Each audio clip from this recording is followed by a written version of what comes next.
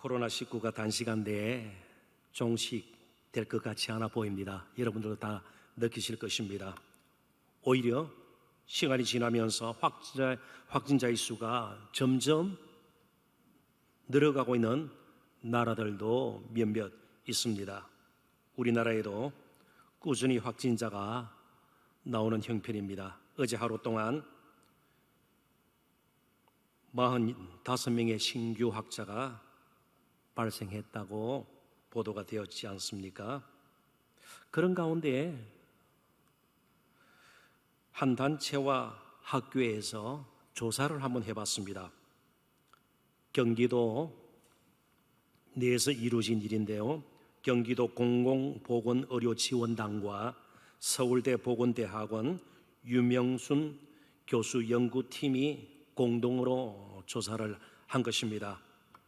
경기도 내에 코로나19 확진자들과 또 그런 자들과 접촉하면서 감염된 분들이 어떤 인식을 하고 있는지, 어떤 생각을 하고 있는지, 얼마나 두려워하고 있고, 또 어떨 때는 굉장히 속상할 거 아니에요. 하필 다른 사람도 아닌 내가 확진이 되고, 아유 괜히 또 저 사람 만나서 내가 감염이 되고 등등 어떤 생각들을 하고 있는지를 여러 측면에서 조사를 했습니다. 우리는 그런 것을 전부 볼 필요는 없고요. 한 가지만 조사 결과를 제가 소개를 하겠습니다. 지난 1일 날 발표된 것인데요. 그 조사 결과에 따르면 코로나19 확진자들, 경기도 내의 확진자들입니다. 30%가 병 자체에 대한 두려움이나 걱정보다 자신이 확진자가 되어버렸잖아요. 확진자라는 그 사실 때문에 사회적인 낙인이 찍힐지 모른다는 두려움 때문에 더 마음고생을 하고 있다는 겁니다. 병에 걸려서 그것조차 무거운 짐이 되지 않겠습니까? 그런데 다른 사람이 나를 어떻게 생각할까? 사회적으로 낙인이 찍힐지 모른다. 이것 때문에 또 새로운 스트레스까지 받게 된다는 것입니다. 사실 우리 모두는 다른 사람들로부터 긍정적이든 부정적이든 다 판단을 받으며 살고 있습니다. 저 사람은 어떻다, 말이 어떻다, 그 입고 있는 옷이 어떻다, 등등 여러 가지 모양으로 사람들은 다른 사람 이야기들을 다 하게 됩니다. 우리가 유해가 아니죠. 그리고 또 대상이 되기도 합니다. 그래서 그 누구도 다른 사람의 판단으로부터는 온전히 자유로울 수 없는 것이 사실입니다. 예수님도 3년 동안 공생의 기간 동안 분명히 판단을 받으셨습니다. 어떤 사람은 메시아라 그랬고요. 또 어떤 사람은 특별히 유대 종교 지도자들은 바알세불이라 그랬습니다. 귀신의 왕이라는 뜻이에요. 귀신의 왕, 귀신 들린 사람으로 취급을 받았습니다. 요즘 같으면 좀 정신적으로 문제가 있는 귀신이 들려가지고 형편없이 이상한 말을 하고 그런 행동을 보이는 자신들의 틀에 맞지 않는 사람으로 아주 지탄의 대상이 되었습니다. 그렇기 때문에 우리는 누구도 한 사람도 예외 없이 다 판단을 받고 삽니다. 그렇다면 우리에게 필요한 것은 그런 판단에 대해서 어떤 복음 중심적인 반응이 필요한가? 이 부분에서 실패하지 않으면 우린 제대로 살 수 있어요. 근데 대부분 이 부분에서 실패를 해요. 복음 중심적인 자세와 태도를 가지지 못하게 되는 경우들이 있다는 것입니다. 바울 역시 다른 사람의 판단으로부터 자유롭지 못했습니다. 일부 고린도 교회 성도들로부터 상당한 비난을 받았고 비판을 받았습니다. 조금 노골적으로 표현하면 저게 무슨 사도냐? 그리고 저 사람이 전하는 말이 진정성이 있는가? 사도도 아닌데 복음 운운하면서 너무 이상하다는 것입니다. 물론 거짓 교사들이 침투해서 성도들을 미혹한 것이죠. 저 가짜다. 예수님의 12 제자 중에 포함도 안 돼 있었고 갑자기 나타나서 자칭 사도라 그러는 거 아니냐, 그러면서 성도들을 미혹했던 것입니다. 오도한 것이죠. 잘못 인도한 것이죠. 아무튼 바울의 사도성과 또 바울이 전하는 말씀, 복음의 진정성이 늘 문제거리가 되었습니다. 그런데 바울은 그러한 판단에 또 사람들이 자신을 비난하고 비판하는 것에 대해서 내가 이래봬도 내가 이런 경력이 있고 내가 이런 업적을 이루었다, 그렇게 내세우면서 반응하지 않았습니다. 대신 자신이 예수님을 따르면서 겪었던 시련과 당하는 시험, 그리고 피할 수 없는 고난당함이 그가 진정한 사도임을 드러내는 증거라고 주장을 하죠. 그게 고린도후서의 아주 핵심적인 내용입니다. 그래서 그는 8절에 보면 이렇게 솔직하게 고백을 합니다. 자, 8절 한번 보실까요? 우리가 담대하여 원하는 바는 차라리 몸을 떠난다는 말은 죽어 주와 함께 있는 그것이라. 정말 바울이 원하는 것이 무엇입니까? 다른 사람이 인정받는 것이 아니에요. 다른 사람으로부터 칭찬, 박수갈채를 받는 것이 아니에요.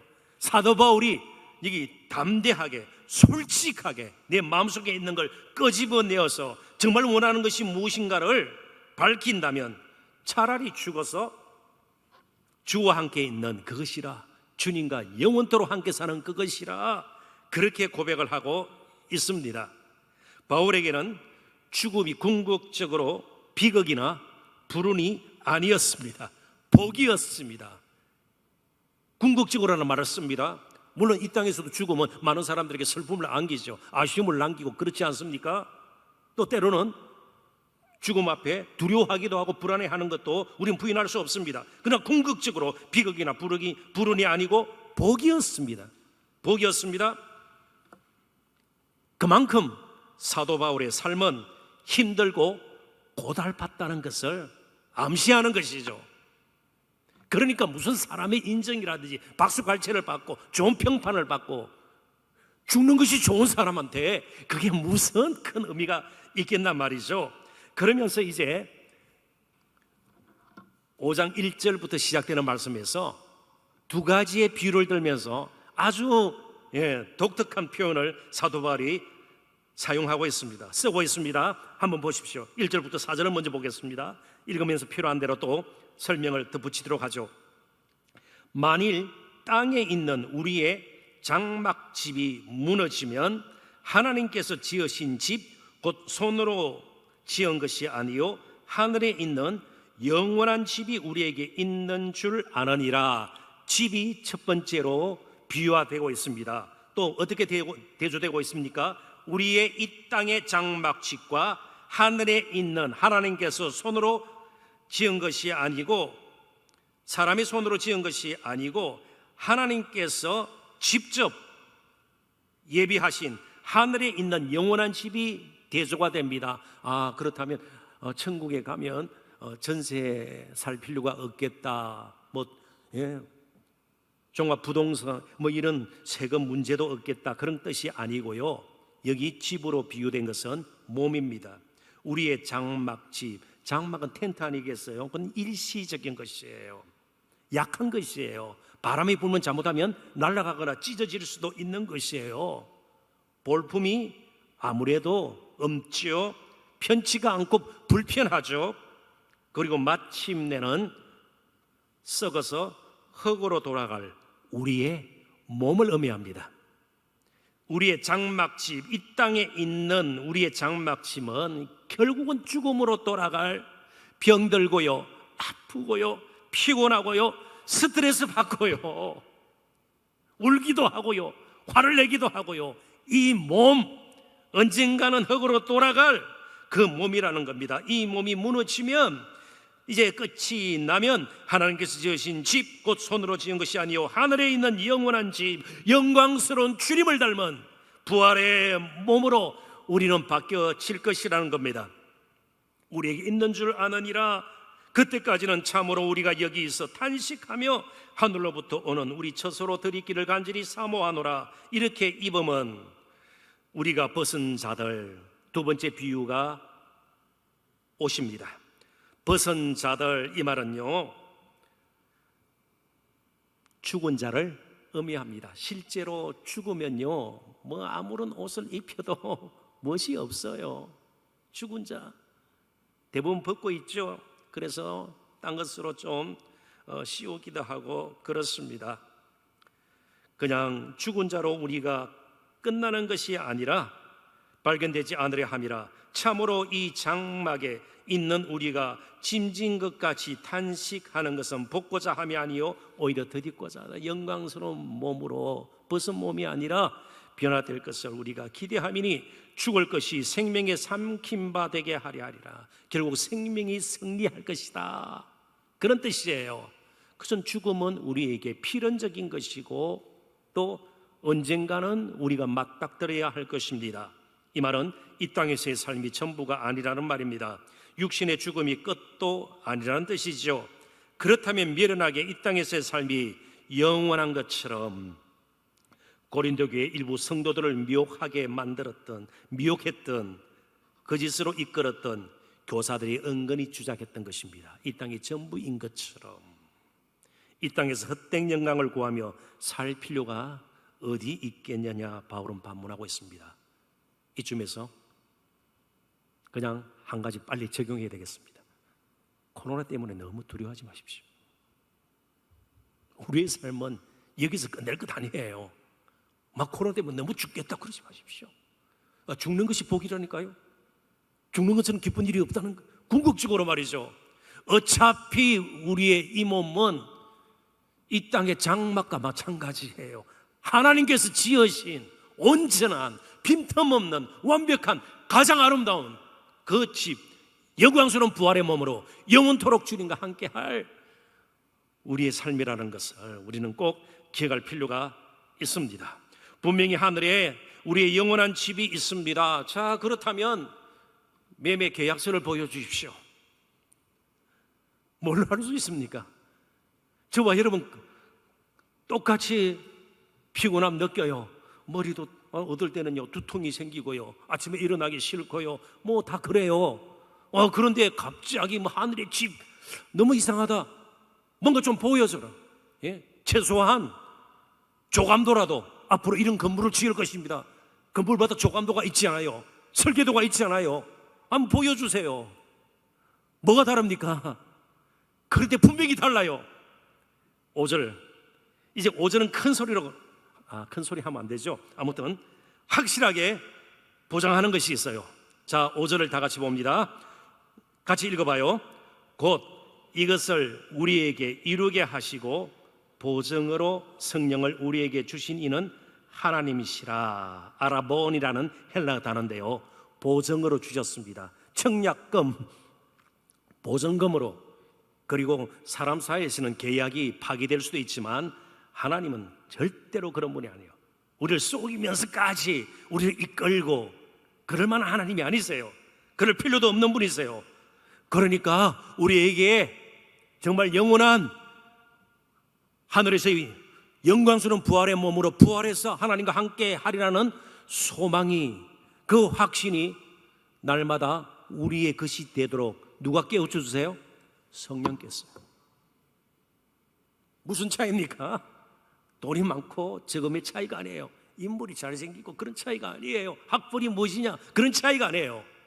성령의 확신과 소망이 날마다 새로워져 이 땅을 사는 동안도 이 땅이 전부가 아니기 때문에 너무 이 땅에 생명을 걸면서 그렇게 살 이유는 없다는 것입니다. 우리 속에 계신 성령께서 계속 확신과 소망 가운데 살도록 우리를 도와주십니다. 성령이 하나님으로부터 우리가 받은 가장 확실한 보증이에요. 가장 든든한 보증이에요. 가장 아름답고 존귀하고 귀한, 무엇하고도 바꿀 수 없는 보증이 바로 성령님이세요. 그래서 그 성령님, 보증이신 그 성령님 도우심을 입어 사도 바울이 이제 오늘 본문에서 이렇게 고백을 하게, 또 결단을 하게 되는 겁니다. 본문 9절 또 다 같이 한번 읽어보십시다. 그런즉 우리는 몸으로 있든지 떠나든지 주를 기쁘시게 하는 자가 되기를 힘써노라. 아멘. 이게 몸으로 있든지 떠나든지, 좀 풀이하면 이 땅에서 얼마나 살든지, 오래 살든지, 조금 일찍 부름을 받든지, 그것은 사도 바울 자신이 결정할 문제가 아닙니다. 더 오래 있겠다고 버텨도 되지 않고요. 그렇습니다. 빨리 내가 이 땅을 떠나고 싶다 그래도 그 쉬운 일도 아닙니다. 그렇게 되지 않습니다. 다만 사도 바울이 결정하고 결단하고 선택할 수 있는 것은 바로 이것입니다. 뒷부분에 나오는 것이죠. 주를 기쁘시게 하는 자가 되기를 힘쓰는 것이에요. 주를 기쁘시게 하는 자가 되기를 힘쓰겠다. 자, 그렇다면 우리의 관심은 단순히 얼마나 오래 사는가, how long, 얼마나 오래 사는가가 아니고 how, 어떻게 사는가요. 자, 이제 정리하면 이렇습니다. 우리는 이 땅에서 모든 것을 판을 다 마칠 사람들이 아니에요. 언젠가는 떠나야 돼요. 조금 오래 있다가 떠나든지 조금 일찍 떠나든지. 그렇다면 떠나기 전에 이 땅에서 장막으로 사는 동안, 장막의 집으로 사는 동안, 이 몸을 입고 사는 동안 어떻게 살아야 되겠습니까? 다른 사람이 나를 뭐 하냐? 헛된 영광을 구하고요, 어떻게 나를 좀 드러내고요, 나를 높이고요, 이게 아니에요. 주를 기쁘시게 하다가 부르시는 날 기쁨으로 우리는 하나님 앞으로 가면 되는 것이에요. 이게 사도 바울이 이야기하는 겁니다. 그게 사도의 길이고요, 주님께서 그렇게 그러신 것입니다. 주님께서 주어진 시간, 그렇게 십자가의 길을 정말 하나님을 기쁘시게 하기 위해서 주님은 그렇게 가셨습니다. 자, 그렇다면 사는 동안 지나치게 사람들의 인정을 구해서는 안 되는 겁니다. 보증으로 주신 성령께서 그렇게 우리를 인도하지 않습니다. 어차피 장막집입니다. 그리고 지나치게 장막집을 화려하게 꾸미려고 해서도 안 됩니다. 지나치게 그에 돈을 붓고 시간을 들이고 정력을 거기 쏟아부어서는 안 됩니다. 우리 하나님께서 손으로 지으신 영원한 집이 우리에게는 하늘에 있기 때문입니다. 성령을 보증 삼고 이제 남은 때를 장막집에서 우리가 사는 동안, 이 몸을 입고 이 땅에 사는 동안 주님을 늘 기쁘시게 하는 것, 주님을 사모하고 사랑하고 그분의 뜻을 헤아려서 참 겸손히 동행하시면서 기쁘시게 하는 것, 이것이 남아서 할 일입니다. 그것 때문에 기회가 주어지면 열심히 공부해야 되고요, 또 사업터가 마련되면 열심히 일해야 되고요, 또 결혼도 하게 되는 것이고요, 어떤 나름대로 목적을 가지고 계속해서 그 길을 가면 되는 겁니다. 나머지는요, 보증으로 주신 성령께서 책임지십니다. 성령께서 책임지십니다. 성령께서 너무 힘이 없어서 막 도와달라고 하고요, 우리가 없으면 꼼짝도 하지 않고, 아니에요. 성령께서 우리를 인도하십니다. 따르면 될 것입니다. 어차피 우리는 장막집이에요. 우리 몸이 장막집이에요. 온전한 것이 못 돼요. 성령께서 계시기 때문에 우리는 하루하루를 그렇게 거룩하게 살아가는 것이고, 또 저 천국 소망을 가지고 영혼을 향해서 확신을 가지고 나갈 수 있는 건 아니겠습니까? 자, 이제부터 정말 할 일이 무엇입니까? 어디서 무엇을 하든 좀 잘 되기도 하고 못 되기도 하고요, 조금 불쾌한 일을 겪기도 하고요, 기분 좋을 때도 있지만 그럼에도 불구하고 이 땅에서 모든 것을 다 끝내버리겠다, 그런 식으로 이 땅이 전부인 것처럼 살지 아니하고 오직 주님을 기쁘시게 하는 일에 남은 데를 사시는 저와 여러분 되셨으면 좋겠습니다.